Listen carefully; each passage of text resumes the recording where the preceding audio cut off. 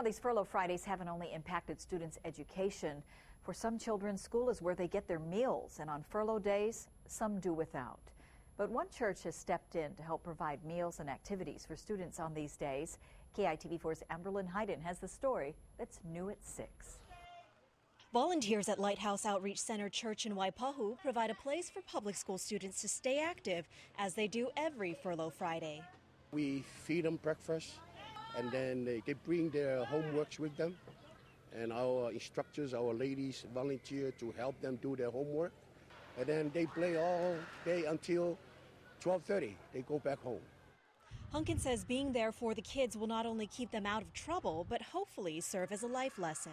This is our goal, to make sure every kid in Waipahu have a sufficient life, because I know these kids are the future. Maybe some lawyers, some judge, or some pastors. Never know.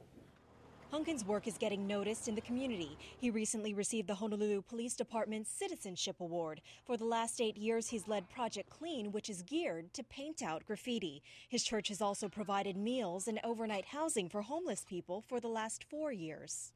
By day, this gym is used for play, but at night, the center has these mats and pillows available for needy families to use the gym as a shelter. The state pays us for 85 heads.